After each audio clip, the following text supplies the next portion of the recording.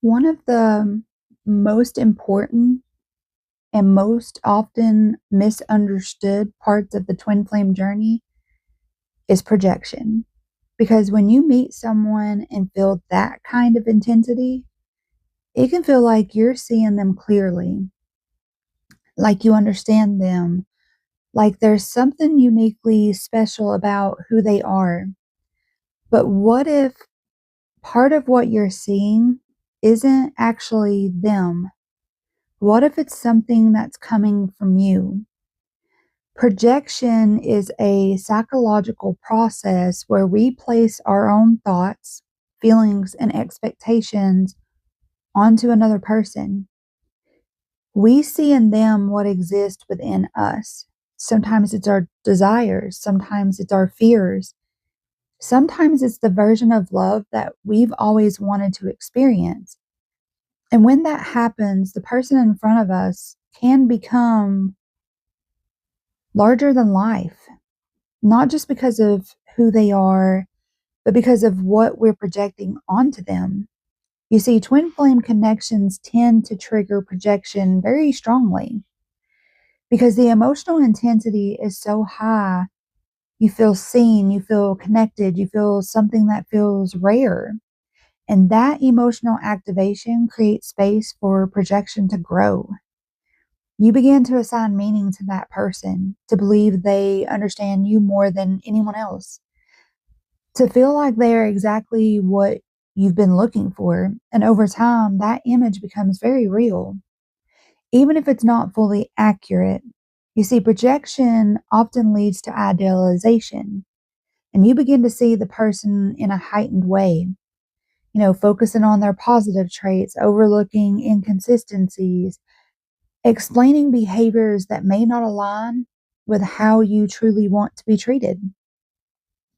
Because the version of them in your mind feels important and it feels meaningful. It feels like something that you don't want to lose. And that makes it harder to see them clearly. You see, the more you project onto somebody, the more emotionally invested you become because you're not just connected to who they are, you're connected to what they represent, what you believe that they could be, what you hope the connection will become. And that emotional investment can make it feel very difficult to step back because letting go doesn't just look like losing a person. It feels like you're losing a possibility. And at some point in the journey, something begins to shift and you start to see the person more clearly, not just the version that you created in your mind, but really who they actually are, their actions, their choices, their ability or inability to meet you where you are. And while that clarity can be difficult at first, it's also freeing because it allows you to separate the reality from the projection. And when you recognize projection, the focus begins to really return to you. Instead of asking, why are they like this? You begin asking, what am I seeing in them? What am I hoping for? What part of me is being reflected here? And those questions open the door to real self awareness because the connection becomes less about them and more about what it's showing you. You see, the twin flame journey can feel like it's about another person, but in many ways, it's just a mirror, a reflection of your desires, your patterns, your emotional world.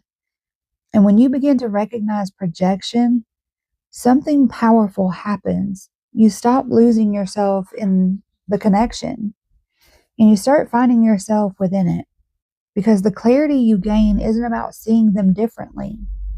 It's about seeing yourself more clearly.